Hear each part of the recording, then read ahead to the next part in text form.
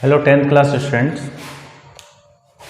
ये जो ऑब्जेक्टिव है ये एमसीक्यू ऑब्जेक्टिव जो बोले आप, इसमें क्या है कि 10th क्लास का मैथ का ऑब्जेक्टिव है, वो भी सर्किल चैप्टर से। ठीक है, जो सर्किल चैप्टर आपके टर्म 1 में आने वाला है उसमें आपका मॉडल सेट में जो भी ऑब्जेक्टिव दिया हुआ था उससे थोड़ा सा हटके, लेकिन सारा का सारा इम्पॉर्टेंट ऑब्जेक्टिव है जो मैं इस वीडियो में आपको बना के दे रहा हूँ। तो इसमें आप लोग अच्छे से समझें और अच्छा से समझ करके अच्छे से तैयारी करें ताकि आपका एग्ज़ाम अच्छे से हो। ठीक है, तो आप इस पे ध्यान से देखें और चलिए वीडियो को शुरू करते हैं। देखिए कौन सा क्वेश्चन है।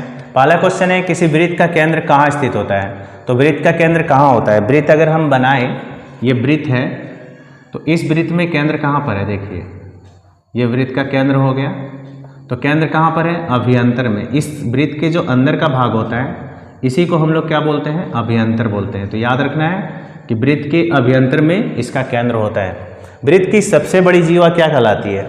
तो वृत्त में देखिए सबसे पहले ये वृत्त है और वृत्त में ये जो है जीवा है। अगर हम वृत्त का केंद्र को छोड़ के कहीं से भी ले जीवा को तो वो छोटा ही होगा। केंद्र में सबसे बड़ी जीवा कहाँ से जाती है, तो वृत्त से होकर जाती है, वृत्त के केंद्र से होकर। वह बिंदु जिसकी दूरी केंद्र से अधिक होती है वह वृत्त के कहाँ होता है, बाहर होता है या अंदर होता है, ये जानना है आपको।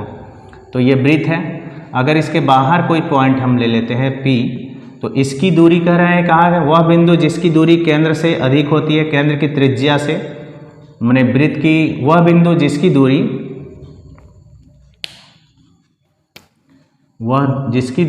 वृत्त की त्रिज्या से, केंद्र नहीं, वृत्त की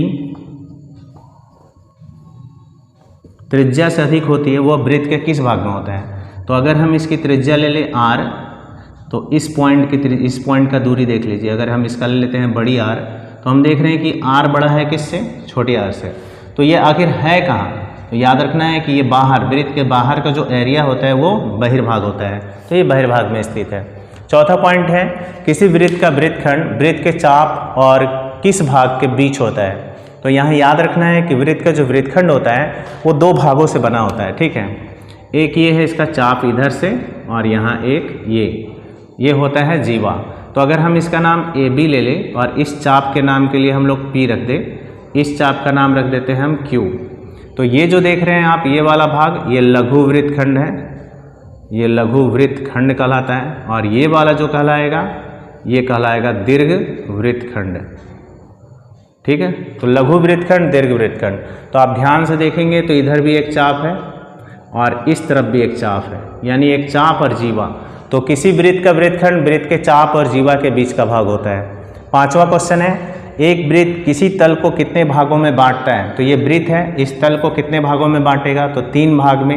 आंसर आपको याद रखना है, बहुत इंपॉर्टेंट क्वेश्चन है ये बहुत कम ही क्वेश्चन पूछा गया है और बहुत इंपॉर्टेंट है।